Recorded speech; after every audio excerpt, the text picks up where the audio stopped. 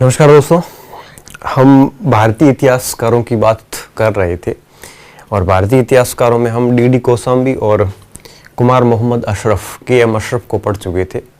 आज हम बात करेंगे जदुनाथ सरकार JN सरकार के ऊपर। और जदुनाथ सरकार का संबंध रहा है आपके बंगाल से,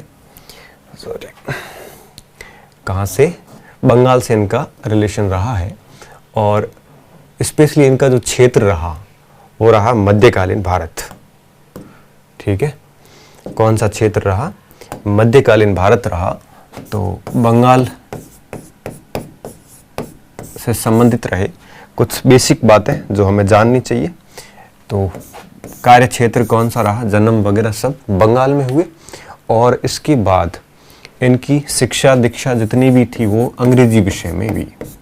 और ख़ास बात देखिए, इन्होंने सहायक आचार्य असिस्टेंट प्रोफेसर के पद पे जो ज्वाइनिंग करी वो इंग्लिश के प्रोफेसर के रूप में की थी।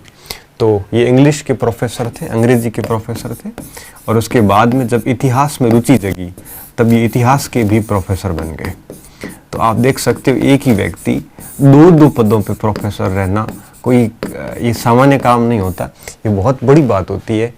दो पोस्ट संभालना, वो भी एक लिटरेचर अलग हिस्ट्री अलग, दोनों पदों पे रहे और इन्होंने एक प्रकार से इतिहास और हिस्ट्री इंग्लिश इन दोनों में एक प्रकार से इन्होंने महारत हासिल कर रखी थी और दोनों विषयों पर गजब की कमांड थी इनकी। इंग्लिश में तो और भी उम्दा थे और ब्रिटिश गवर्नमेंट को इनको इसके कारण सर की उपाधि देनी पड़ी थी। किसकी? सर की उपाधि देनी पड़ी थी इसी शिक्षा के कारण। तो इंग्लिश लिटरेचर इनका सबसे मजबूत पक्ष था। कलकत्ता विश्वविद्यालय के अंदर ये इंग्लिश ही पढ़ाते थे और ख़ास बात ये थी कि बाद में इसी विश्वविद्यालय के अंदर ये हिस्ट्री के भी प्रोफेसर नियुक्त हुए। तो जदुनाथ सरकार कलकत्ता विश्वविद्यालय में हिस्ट्री और इंग्लिश दोनों पदों को संभालते थे। ऐसे मेरे हिसाब से बहुत ही रेयर पर्सन होते हैं जो दो बड़े पदों को कॉलेज स्तर पर एक साथ संभालते हो, तो ये संभालते थे। तो आप सोच सकते हो, समझ सकते हो कितने बौद्धिक व्यक्ति होंगे, कितने इंटेलेक्चुअल व्यक्ति होंगे जिन्होंने एक प्रकार से एक साथ दो पदों को संभाला हो। आगे देखिए, तो ये एक बेसिक जीवन परिचय था इनका। 1870 में इनका जन्म हुआ और 1958 स्वतंत्रता के बाद इनकी 1958 में इनकी मृत्यु हुई। इनका जो पूरा कार्य क्षेत्र रहा, इनकी जितनी भी यूं कहिए कि पुस्तकें वगैरह जो हम देखेंगे आगे, ये कार्य क्षेत्र जो रहा वो रहा मध्यकालीन भारत। इन्होंने पूरा काम जो है वो मध्यकालीन भारत के ऊपर किया। ठीक है ना, ध्यान रखना इनकी जितनी भी किताबें हैं वो सारी की सारी मध्यकालीन भारत से रिलेटेड है। जैसे KM अशरफ को हमने पढ़ा तब उनकी जितनी भी किताबें थी ऑलमोस्ट मुसलमान हिंदू मुसलमान कहीं न कहीं शब्द जरूर आया बीच में। हालांकि इतिहास उनका धर्मनिरपेक्ष और गैर सांप्रदायिक था, लेकिन उसके बावजूद भी उनकी पुस्तकों में कहीं न कहीं वो नाम जरूर मिलेगा। तो अपने को एक हिंट मिल जाता है परीक्षा में उत्तर करने का कि क्या क्या उत्तर हो सकते हैं। तो जितने भी इतिहासकार हमने देखे, दो मुस्लिम इतिहासकार देखे, इब्न खालदून देखे और दूसरे KM अशरफ देखे थे। अभी मैं जदुनाथ सरकार की बात कर रहे थे और जदुनाथ सरकार का जितना भी इतिहास है, इन्होंने जो पुस्तकें लिखी, जैसे मैं कुछ पुस्तकों के नाम बताना चाहूँगा, वो सारी की सारी मिडाइवल इंडिया से रिलेटेड है, स्पेशली औरंगजेब और शिवाजी के ऊपर। ठीक है, तो औरंगजेब का भारत ये इनकी पहली पुस्तक रही, औरंगजेब का भारत। और औरंगजेब का भारत किताब जो लिखी इन्होंने, ये 5 जिल्द में लिखी गई है, 5 भाग है इस पुस्तक के। आप समझ सकते हो कितनी बड़ी पुस्तक होगी और उस समय के पूरे भारत की जानकारी इस समय मिलती है। दूसरी किताब जो लिखी वो लिखी आपके मुगल साम्राज्य का पतन, फॉल ऑफ या decline of Mauryan Mughal empire. Mughal साम्राज्य का पतन, मुगल साम्राज्य का पतन। ठीक है, फॉल ऑफ मुगल साम्राज्य। और ये आपके 4 भाग में पुस्तक प्रकाशित हुई थी। तो फॉल ऑफ मुगल साम्राज्य और आपके ये दोनों पुस्तकें काफ़ी चर्चित किताबें रही। इसके अलावा तीसरी जो किताब थी वो थी शिवाजी और उनका पीरियड, शिवाजी और उनका काल। ये इनकी तीसरी पुस्तक थी। ऐसे कोई क्रम से नहीं है कि पहले ये लिखी और ये, उसके बाद में एक किताब इनकी और आती है, भारत का सैनिक इतिहास, military history of India. Bharat का सैनिक इतिहास, ठीक है, सैनिक इतिहास लिखा। ये थोड़ा सा हटके तो थोड़ा ध्यान रखना, क्योंकि अपन ये मुगल काल की किताबें आएगी तो थोड़ा समझ जाएंगे, लेकिन जब सैनिक इतिहास का पूछेंगे तो हम थोड़ा सा इस प्रकार से, अगर पढ़ा हुआ नहीं है तो दिक्कत हो सकती है, ठीक है।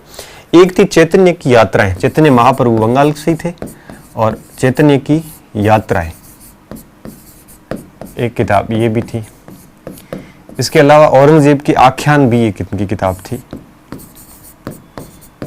औरंगजेब के आख्यान। जब हम मध्यकालीन भारत पढ़ते हैं ना, तो आपने देखा होगा जब अपन औरंगजेब या शिवाजी पे आते हैं तो आपको लगभग हर दूसरी तीसरी चौथी पंक्ति में मिल जाता है कि जदुनाथ सरकार के अनुसार, जदुनाथ सरकार के अनुसार। फिर जदुनाथ सरकार ऐसे शॉर्ट में लिख लेते हैं कि जदुनाथ के अनुसार या सरकार के अनुसार, ऐसे भी आता है। तो जब भी हम मिडाइवल इंडिया पढ़ते हैं, स्पेशली मुगल काल का अंतिम भाग पढ़ते हैं, तो इनका नाम अवश्य निकलता है यहाँ पे, ठीक है। एक है India through the ages, India through the ages, India through the ages. एक वो है ना अपने राजस्थान की किताब, Rajasthan through the ages, doctor Dashrath Sharma की पुस्तक, कि विभिन्न कालों में राजस्थान। उसी तरह से इंडिया थ्रू द एजेस, विभिन्न कालों में भारत, ये पुस्तक किसकी है? ये जदुनाथ सरकार की। ये दोनों किताबें जदुनाथ सरकार की यूपीएससी कई बार पूछ चुका है इन दोनों के बारे में। इन दोनों के बारे में क्यों पूछा ज्यादा? क्योंकि ये दो किताबें थोड़ी सी हटके हैं, बाकी तो जितनी भी किताबें हैं इनकी ऑलमोस्ट सारी की सारी सेम पैटर्न पे है। लेकिन ये जो पुस्तकें हैं, ये दो पुस्तकें थोड़ी सी हटके हैं, और जनरली परीक्षा में वही बात पूछी जाती है जो थोड़ी सी हटके होती है, ताकि स्टूडेंट थोड़ा सा गलत एस्टिमेशन करके उत्तर गलत कर दे, ठीक है। तो इनकी किताबें हैं, इनमें से ये दो किताबें स्पेशली याद रखना। बंगाल इनका कार्य क्षेत्र था, इंग्लिश और हिस्ट्री दोनों में महारत थी। सर की उपाधि दी थी ब्रिटिश गवर्नमेंट ने आपके 1923 के अंदर, तो ये भी थोड़ा देख लेना। हालांकि ये तिथियां इतनी महत्वपूर्ण नहीं है, महत्वपूर्ण है इनका दर्शन। देखो विद्यार्थियों, ये जितने भी इतिहास दार्शनिक हम पढ़ रहे हैं, इनके दो टाइप से सवाल बनते हैं।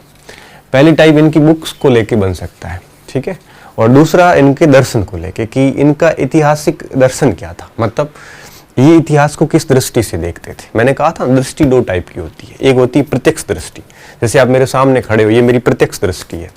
अब मेरी जन्म से पहले क्या क्या घटनाएं हुई थी, जो भूत हो चुका है, जिस समय मैंने उनको आंखों से नहीं देखा, तो उनके बारे में मैं केवल सोच ही सकता हूँ, मैं केवल मन की दृष्टि से ही देख सकता हूँ। और मन की दृष्टि को देखने को दरअसल दर्शन कहते हैं। तो उस दर्शन का मतलब यहाँ पे हुआ कि हम मन से क्या सोचते हैं। तो जो हमारा इतिहास हुआ, अब देखिए ये तो थे 1870 से 1958, और औरंगजेब वगैरह ये सारे आपको पता है, ये 17वीं 18वीं शताब्दी थी। अब 17वीं 18वीं शताब्दी के बारे में लिखा है खुद थे 20वीं 19वीं 20वीं शताब्दी में, तो 200 साल पहले की घटनाओं को प्रत्यक्ष तो देख नहीं सकते। तो इन्होंने सीधी सी बात है कि उस 200 साल के पहले के इतिहास को कैसे देखा है, किस दृष्टि से देखा है, तो उस दृष्टि के बारे में हम पढ़ेंगे, तब हम कहेंगे कि ये इनका इतिहास दर्शन था।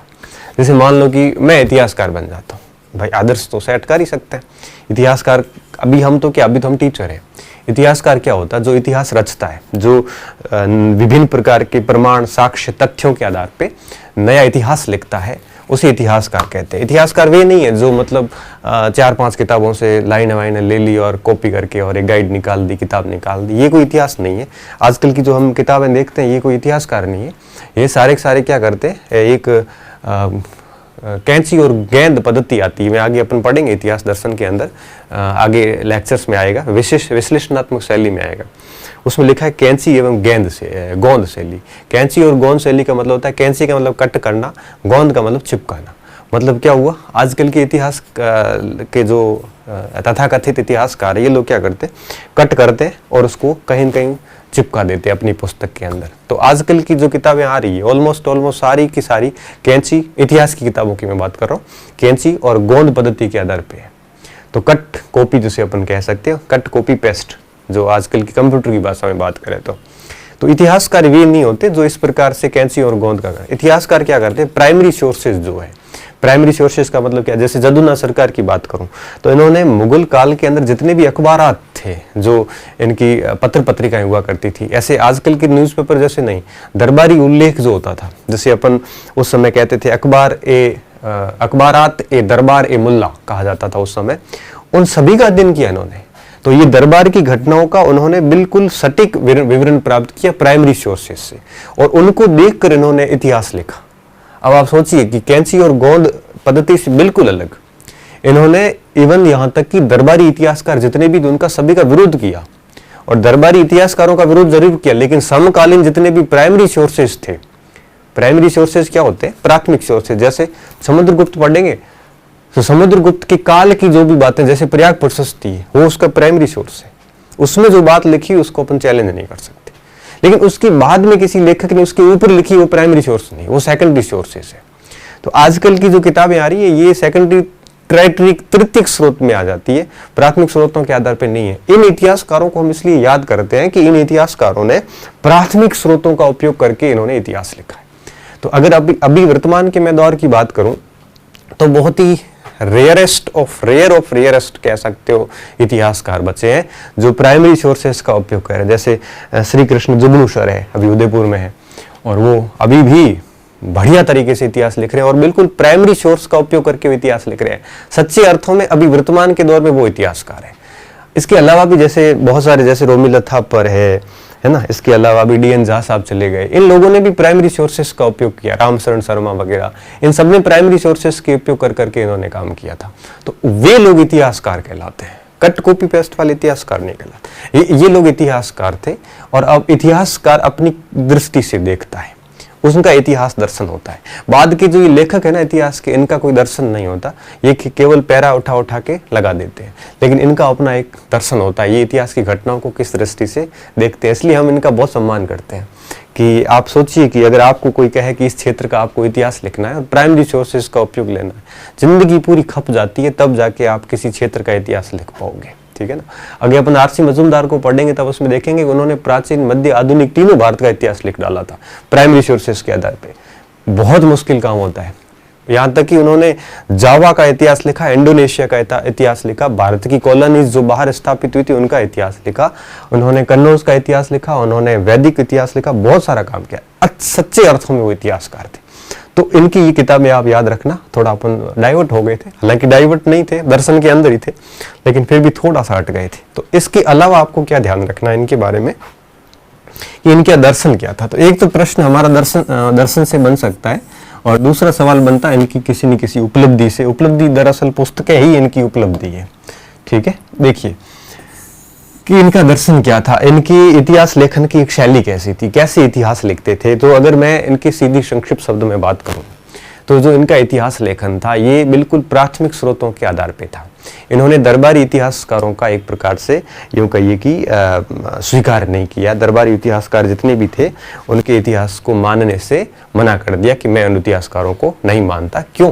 क्योंकि दरबारी इतिहासकार जितने, देखो मैं लिख लेता हूँ कि दरबारी इतिहासकारों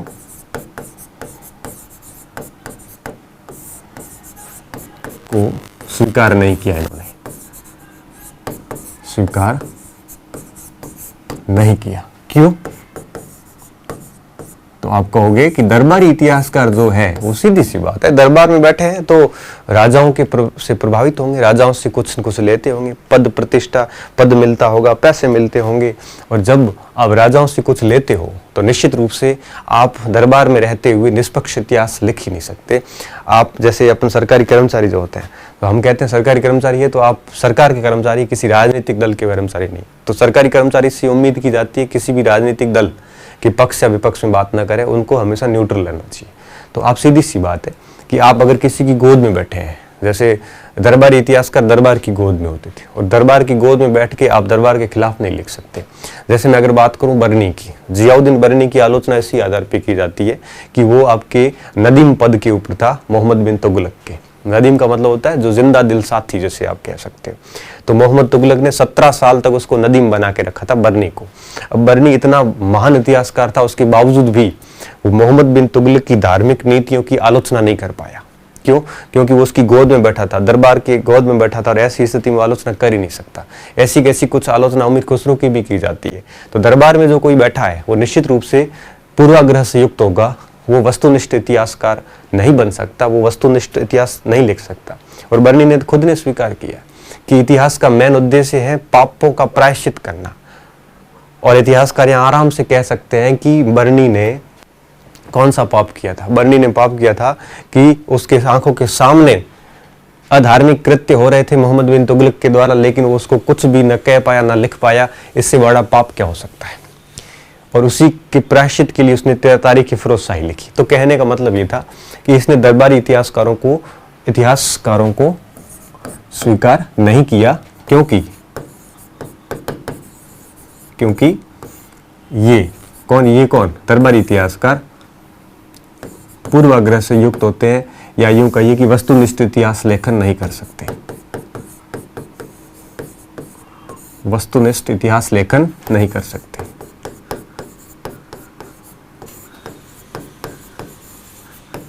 वस्तुनिष्ठ क्या होता है विद्यार्थियों?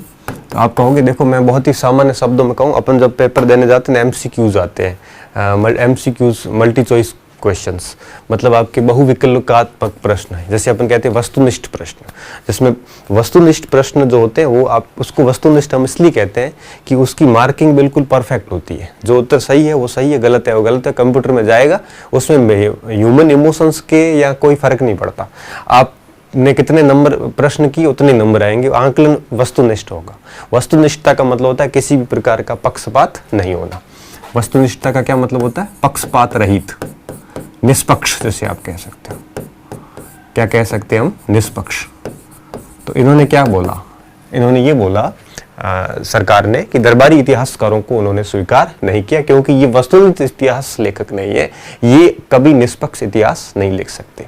तो इन्होंने एक तो ये बात की, लेकिन इन्होंने साथ साथ में दूसरी बात क्या की? जब इन्होंने दरबारी इतिहास का, अब मुगल काल लिखना है और मुगल काल के अंदर आप दरबारी इतिहासकारों को नहीं लिखोगे, क्योंकि ये प्राइमरी सोर्स है, भले वो निष्पक्ष नहीं है लेकिन है वो प्राइमरी सोर्स, तो फिर आप इतिहास कैसे लिखोगे? तब इन्होंने क्या कहा? इन्होंने कहा कि आपको रिलायबल होना चाहिए, आपको निर्भर रहना चाहिए किसके ऊपर? प्राथमिक स्रोतों के ऊपर। ये भी प्राथमिक स्रोत है, लेकिन इन्होंने क्या किया? प्राथमिक स्रोतों के रूप में समकालीन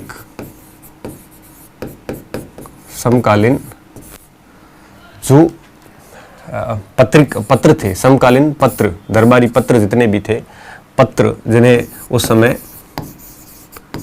अखबारात ए दरबार ए मुल्ला मौलवी के दरबारों के अखबार, ए का मतलब का, प्राथमिक स्रोत के रूप में समकालीन पत्रों का अध्ययन किया कि इससे हमें एक वस्तुनिष्ठ जानकारी मिलेगी, एक्चुअल स्थिति से हम वाकिफ होंगे। पत्रों का अध्ययन किया था। ठीक है, किसने? जदुनाथ सरकार ने। अच्छा, एक चीज मैं यहाँ पे और बताना चाहूंगा। अब आप समझ सकते हो कि इन दोनों बातों से एक तीसरा निष्कर्ष निकलता है। निष्कर्ष क्या निकलता है?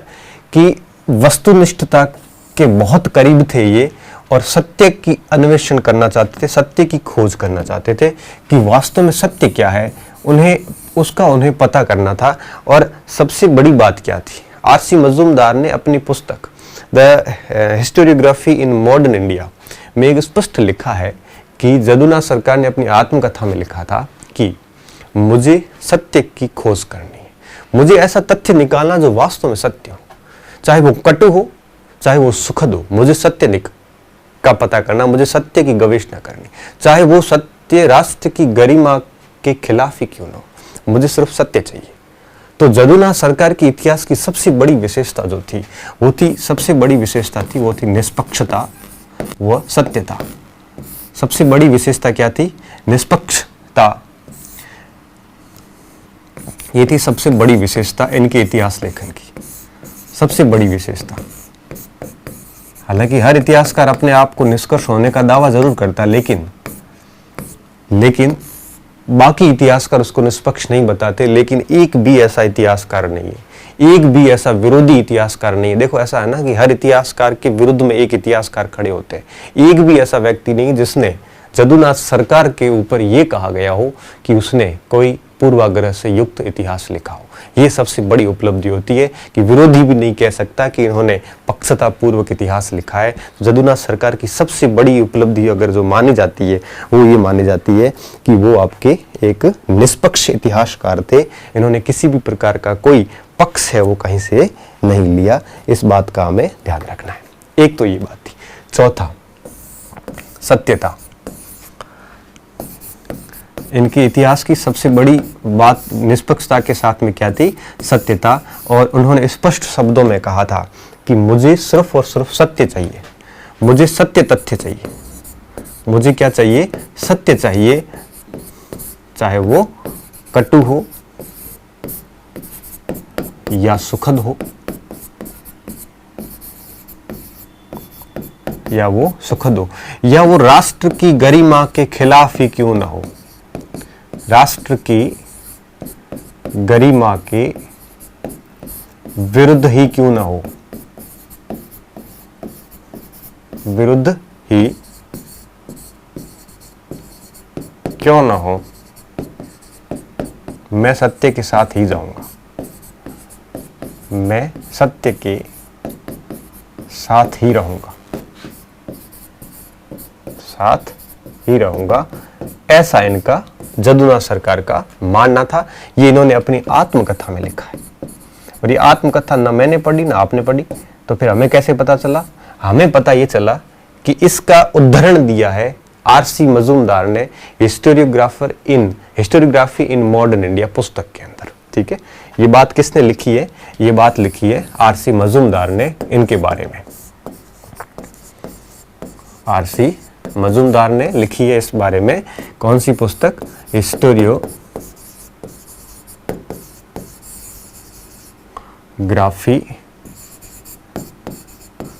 इन मॉडर्न इंडिया, आधुनिक भारत में इतिहास लेखन। ये पुस्तक है आरसी मजूमदार की। इन्होंने अपनी पुस्तक में लिखा है कि जदुनाथ सरकार ने अपनी आत्मकथा में ये बात कही है कि मुझे फैक्ट, सत्य फैक्ट चाहिए, भले वो किसी के भी खिलाफ, किसी को भी बुरा लगे, मुझे कोई मतलब नहीं, मुझे फैक्ट चाहिए एकदम। ये बात थी इनकी। और इसके अलावा एक खास बात इनकी और भी थी। वो क्या थी? खास बात ये थी कि ये कभी भी इतिहास के किसी भी तथ्य के साथ कोई तोड़ मरोड़ नहीं करते थे। जैसा तथ्य मिलता था उसको वैसा का वैसा, बिल्कुल हूबहू उसका भाव कभी बदलता नहीं था। तो यूं कहिए कि इन्होंने तथ्यों के साथ में कोई छेड़छाड़, तोड़ मरोड़ नहीं किया। तथ्यों के साथ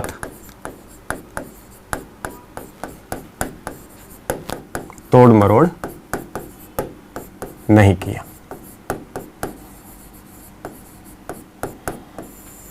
कभी नहीं किया। और इसलिए इतिहासकार आशीर्वाद लाल श्रीवास्तव, ए.एल. श्रीवास्तव क्या कहते हैं?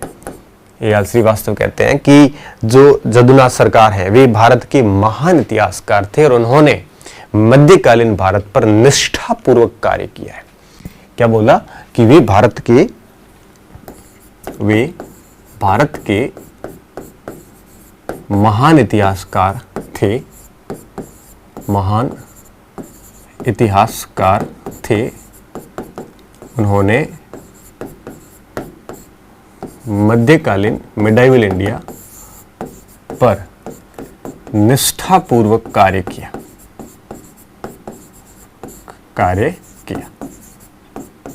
इस बात को आप ध्यान रखना। ये बात कही थी ए.एल. श्रीवास्तव ने इनके बारे में।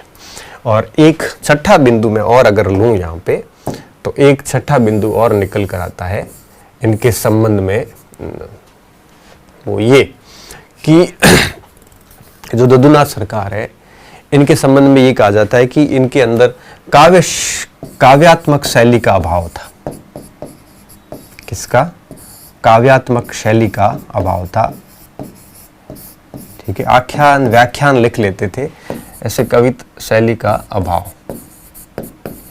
इन्होंने मानव मूल्यों पर बल दिया था। ह्यूमन वैल्यूज, ह्यूमन विर्च्यूज आप कह सकते हो, मानव मूल्य, सत्य, अहिंसा वगैरह मूल्यों पर बल दिया था। ठीक है, क्या किया था? मानवीय मूल्यों पर क्या किया था? बल दिया था। और सबसे बड़ी बात, ये समाज का यथार्थ चित्रण करते हैं। समाज का यथार्थ चित्रण। यथार्थ चित्रण क्या होता है? देखो, यथार्थ शब्द का मतलब क्या हुआ? दो चीजें होती है। एक होता है आदर्शात्मक। आदर्शात्मक का मतलब होता है कि कल्पना करना कि ऐसा होगा कि नहीं होगा, अनुमान। जैसे मुझे कि मैं राष्ट्रपति बनना, ये मेरी आदर्श स्थिति है कि मुझे राष्ट्रपति बनना है, प्रेसिडेंट बनना है, ये मेरी आइडियल स्थिति है। होगा कि नहीं होगा ये मुझे नहीं पता। हेगल की आइडियल स्थिति ये थी कि उसने कहा था कि एक संवैधानिक राज्य जब स्थापित होगा वो आइडियल स्थिति होगी। तो आइडियल स्थिति ऐसी होती है कि व्यक्ति वैसा अंतिम लक्ष्य वो होता है। वो आदर्शात्मक जो बात होती है वो सत्य से बहुत परे होती है, क्योंकि राष्ट्रपति बनना मेरे लिए बहुत नामुमकिन है। एक होती है यथार्थ। यथार्थ का मतलब होता है वास्तविकता। आज मैं जो हूँ ये एक्चुअल में यही बस वास्तविकता, यही यथार्थ है। और मैं सोच रहा हूँ कि मैं ये करूंगा, ये सब आदर्शवादी बातें होंगी। आदर्श, यथार्थ। और एक होता है बहुत ज्यादा बढ़ा चढ़ा के कहना, जिससे हम कहते हैं अतिशयोक्ति। ठीक है, तो इन्होंने समाज का न तो कोई अतिशयोक्ति वाला चित्रण किया है, न कोई आदर्शात्मक चित्रण किया है। इन्होंने समाज की वस्तु स्थिति से हमें परिचित करवाया है, और इन्होंने समाज का एक प्रकार से वास्तविक चित्रण जो है वो इन्होंने किया था। और इसके अलावा निष्पक्ष लेखक हो गए, ये सारी बातें होगी। एक बात मैं और जोड़नी चाहूँगा इनके जीवन परिचय के साथ में जोड़ लेते हैं। एक इतिहासकार हुए थे जिनका नाम था SR तिकेकर। क्या नाम था? अलग ही ले लेता हूँ स्लाइड। SR तिकेकर। SR तिकेकर।